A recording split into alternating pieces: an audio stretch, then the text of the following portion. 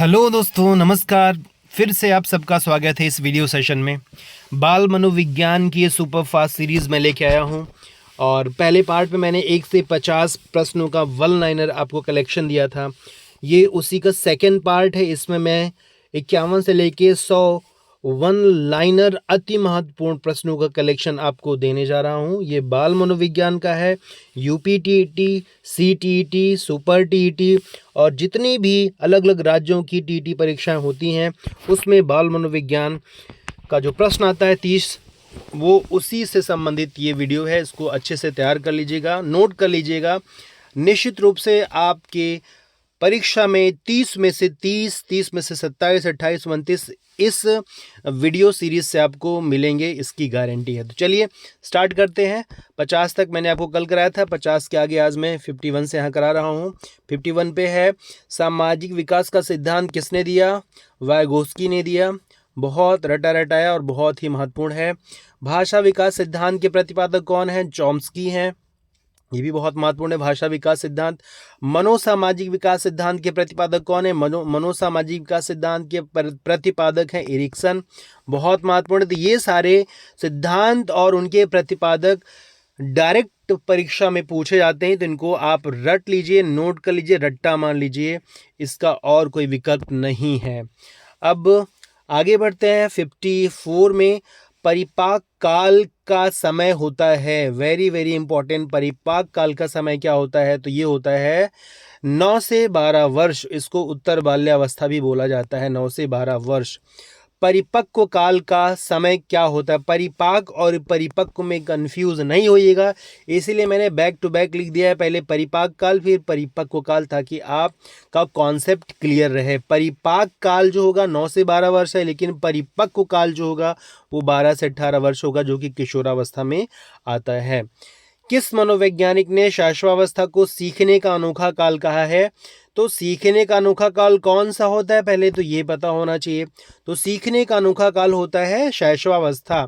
और ये कहा किसने है? ये कहा है वैलेंटाइन ने। वैलेंटाइन एक मनोवैज्ञानिक है। इन्होंने कहा कि जो शैशवावस्था होता है, इन्फेंसी होती है, वो जो है सीखने का अनोखा काल होता है। ठीक है। और सबसे तीव्र गति से सीखने की जो प्रक्रिया है वो शैशवावस्था में ही होती है। आगे बढ़ते हैं 57 नंबर पे। 57 नंबर पे कह रहे हैं कि पूर्व बाल्यावस्था की समयावधि क्या होती है? देखिए, बाल्यावस्था को दो भागों में बांटा जाता है, पूर्व बाल्यावस्था और उत्तर बाल्यावस्था। तो पूर्व बाल्यावस्था होती है 3 से 6 वर्ष और उत्तर बाल्यावस्था होती है 6 से 9 वर्ष। तो ये याद रखिएगा। नंबर 58, लड़कों में मातृ प्रेम भाव को ओडिपस भावना ग्रंथि एवं लड़कियों में पितृ प्रेम भाव को इलेक्ट्रा भावना ग्रंथि नाम किसने दिया? देखिए, यहाँ पे दो चीजें आपकी तैयार हो जा रही हैं। एक तो ये आपको कंफर्म हो गया कि ओडिपस भावना ग्रंथि जो है, ये ओडिपस इमोशनल ग्लैंड जो है, ये किस में होगा, लड़कों में कि लड़कियों में?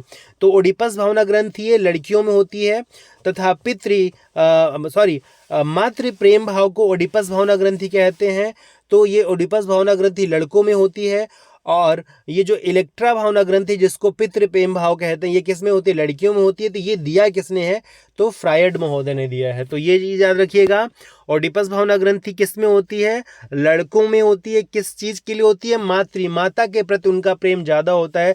अगर बॉय है, लड़का है, तो वो जानते हैं कि माँ से बहुत अटैच्ड होता है। अगर लड़की है तो वो पिता से ज्यादा अटैच्ड होती है। तो उसी चीज को ओडिपस भावना ग्रंथि लड़कों के सेंस में कहते हैं, इलेक्ट्रा भावना ग्रंथि लड़कियों के सेंस में कहते हैं। ये कॉन्सेप्ट दिया है सिगमंड फ्रायड महोदय ने। तो वेरी वेरी इंपॉर्टेंट, इसको जरूर याद रखिएगा। और इसी कड़ी में हम थोड़ा आगे बढ़ते हैं। तो यहाँ आप देखेंगे ओडिपस भावना ग्रंथि और इलेक्ट्रा भावना ग्रंथि किस अवस्था में स्पष्ट होती है? ये जो ग्रंथियां हैं किस अवस्था में स्पष्ट रूप से नजर आने लगती हैं? ये शैशवावस्था में होती हैं। जिनके घर में भी छोटे बच्चे हैं वो इस चीज को फील करते होंगे कि जो बेबी बॉय है वो जो है मम्मी से बहुत अटैच्ड फील करता है, बेबी गर्ल है तो वो पापा से बहुत अटैच्ड फील करती है। तो बहुत अच्छा कॉन्सेप्ट है, इसको जरूर याद रखिएगा। 60 नंबर, मूल प्रवृत्तियों पर आधारित व्यवहार किस अवस्था की विशेषता है? मूल प्रवृत्तियां जो होती हैं, इस पे जो डिपेंडेंट व्यवहार होता है वो किस में होगा? जाहिर सी बात है ये शैशवावस्था में ही होगा। मूल प्रवृत्तियां जो ज्ञानेंद्रियों से संबंधित होती हैं, ठीक है, जैसे भोजन करना एक मूल प्रवृत्ति है, नींद लेना मूल प्रवृत्ति है, चिल्लाना मूल प्रवृत्ति है। तो जो मूल प्रवृत्ति पे आधारित व्यवहार जाहिर सी बात है शैशवावस्था में होता है, तो बहुत ही कॉमन सी बात है, याद रखिएगा। 3 से 6 वर्ष के बालक प्रायः अर्ध स्वप्नों की हालत में रहते हैं, अर्ध स्वप्न में रहते हैं, आज लगता है सपने में ही है। ये कथन किसका है? तो ये एडवर्ड एल थॉर्नडाइक, यानी ये थॉर्नडाइक का ये कथन है, याद रखिएगा। 3 से 6 वर्ष का बालक, यानी कहने का मतलब है कि जो शैशवावस्था का बालक होता है वो जो है प्रायः अर्ध स्वप्नों में ही रहता है। ये कथन दिया है थॉर्नडाइक महोदय ने, तो याद रखिएगा, काफी महत्वपूर्ण ये भी है। अब इसके बाद है जन्म के समय शिशु की औसत लंबाई कितनी होती है? तो कभी कभी फैक्चुअल क्वेश्चन भी पूछ लेते हैं, औसत लंबाई पूछा है, एवरेज जो लेंथ होगी वो हाइट कितनी होगी? 51 सेंटीमीटर होती है, सामान्य रूप से, कम ज़्यादा भी हो सकता है। नवजात शिशु का भार लगभग कितना होता है? ये भी सामान्य रूप से 3 kg होता है, सामान्य भार जो होता है वो 3 kg के आसपास होता है। और तो ये कॉमन कभी डेटा बेस्ड क्वेश्चन भी पूछ लिया जाता है। बालक का निर्माण काल किस अवस्था को कहा जाता है? निर्माण काल, सीखने का अनोखा काल, ये सब कौन सा है? शैशवावस्था है। और इसके बाद आगे कह रहे हैं कि बालक में दूध के दांतों की संख्या कितनी होती है? तो ये तो कॉमन सी बात है, आपको पता होना चाहिए और पता होगा। ये है 20, दूध के दांत 20 होते हैं। और 66 भी बहुत महत्वपूर्ण कॉन्सेप्ट है, इसको भी आपको याद करना होगा। ये क्या है भाई? इसको ज़रा आपको ऐसे समझना होगा, बहुत महत्वपूर्ण है ये। नार्सिसिज्म का अर्थ क्या होता है? नार्सिसिज्म बोलते हैं स्वयं से प्यार करना, खुद को प्यार करना, जो है बाल्यावस्था में अक्सर देखने को मिलता है, या किशोरावस्था की शुरुआत में, कि बालक या बालिका खुद को शीशे में बार बार देखती है, खुद के बाल संवारती है, खुद का मेकअप करती है, तो वो नार्सिसिज्म का प्रतीक होता है। तो स्वयं से प्रेम को नार्सिसिज्म कहते हैं। ये एक पर्सनालिटी का जो है कैरेक्टरिस्टिक होता है, लक्षण होता है।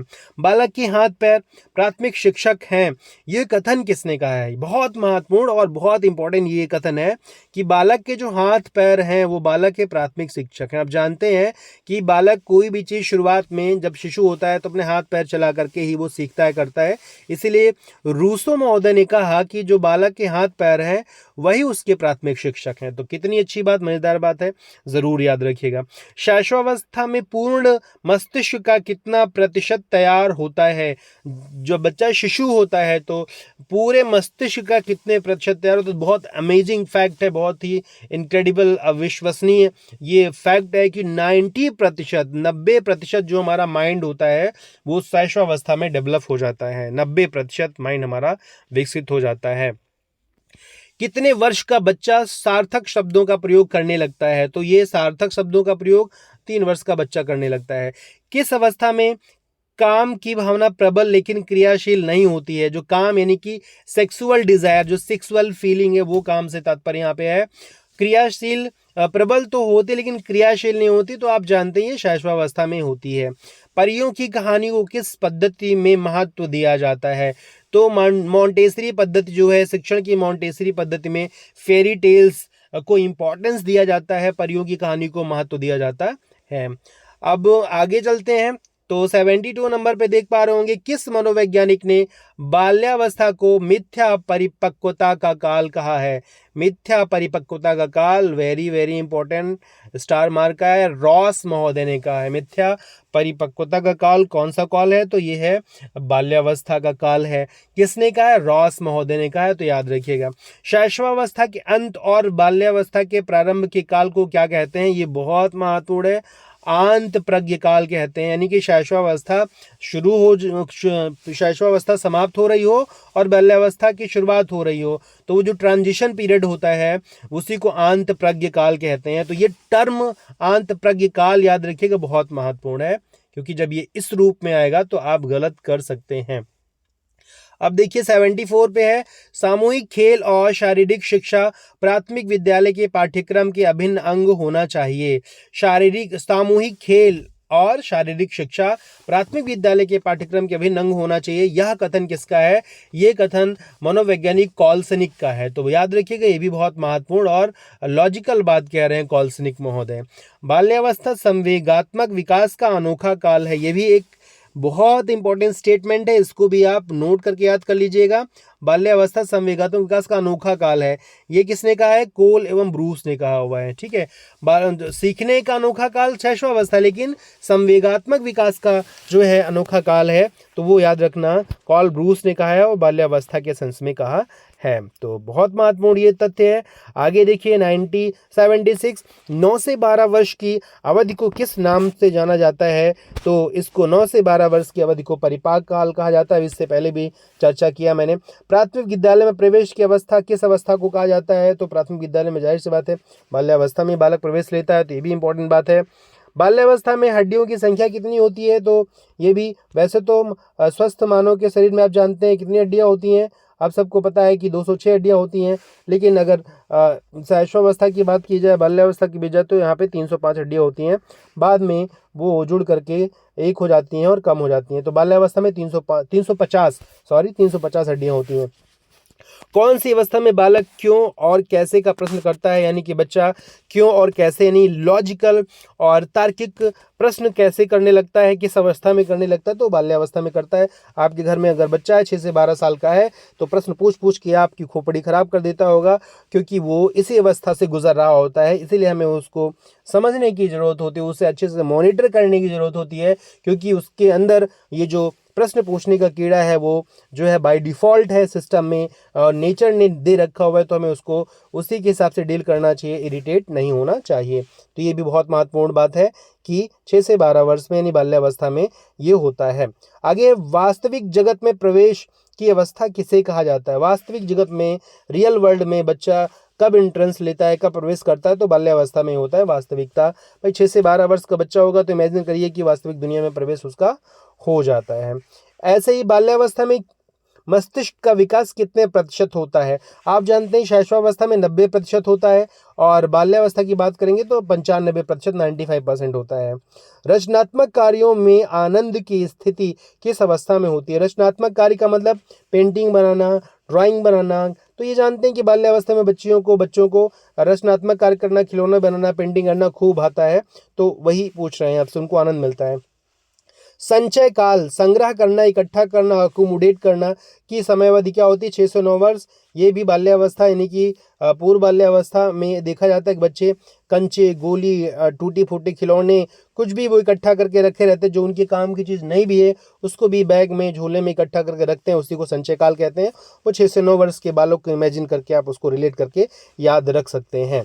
आगे देखिए, खेलों द्वारा बालक अपने भावी जीवन की तैयारी करता है, यानी स्पोर्ट्स के जरिए, खेल के जरिए बालक अपने भावी जीवन की तैयारी करता है। ये कथन किसका है? ये भी कार्ल ग्रूस का है, तो बहुत महत्वपूर्ण कथन है। बालिका में सखी भाव एवं बालक में सखा भाव किस अवस्था में होता है?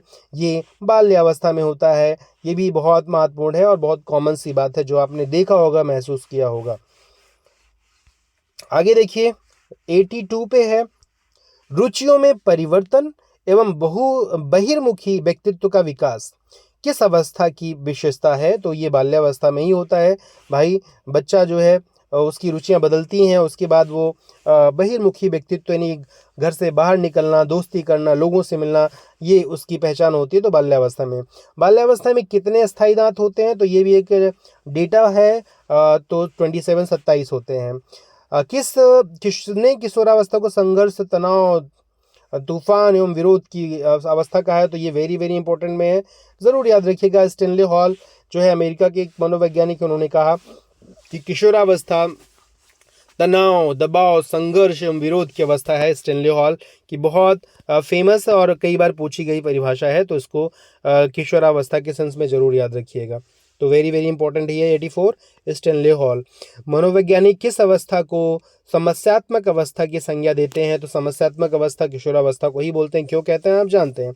किसने किशोरावस्था को शैशवावस्था की पुनरावृत्ति की अवस्था कहा है? तो ये भी एक बहुत ही लॉजिकल इम्पॉर्टेंट स्टेटमेंट है रॉस महोदय का, कि जो किशोरावस्था है वो शैशवावस्था की पुनरावृत्ति होती है।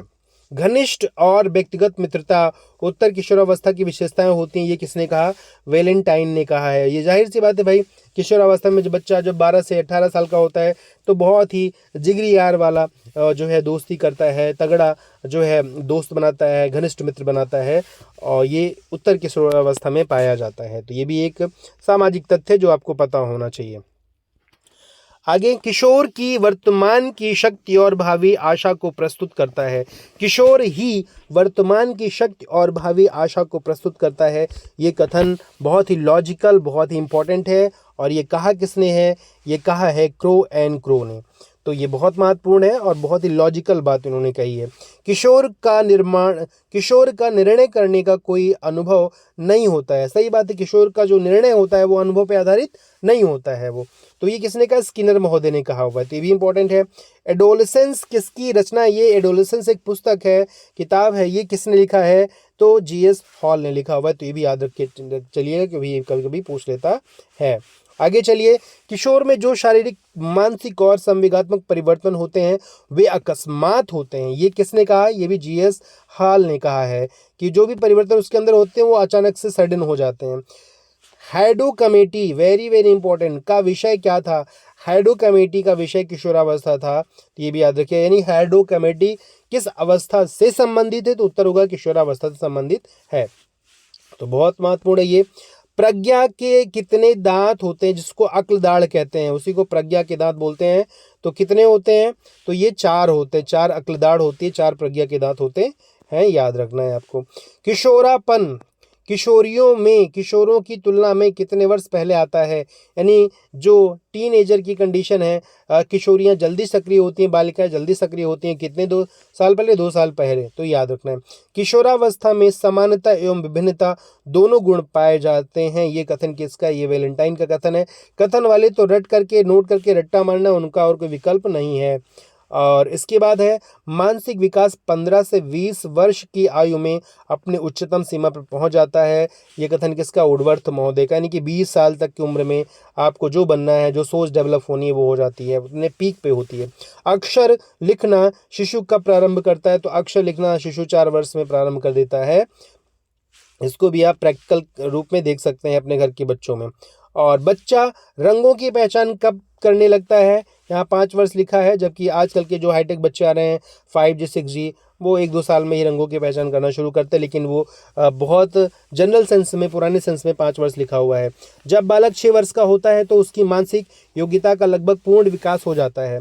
ये किसने कहा है? ये कहा है क्रो एंड क्रो ने। आपने देखा कि बाल्यावस्था में, शैशवावस्था में मस्तिष्क का 90% विकसित हो जाता है, और बाल्यावस्था में मस्तिष्क का 95-95% विकसित हो जाता है। तो उसी के सेंस में क्रो एंड क्रो ने कहा कि जब बालक 6 वर्ष का होता है तो उसकी मानसिक योग्यता का लगभग पूर्ण विकास हो जाता है। तो ये भी बात उसी से जोड़ करके आप याद रख सकते हैं, काफ़ी इंपॉर्टेंट है।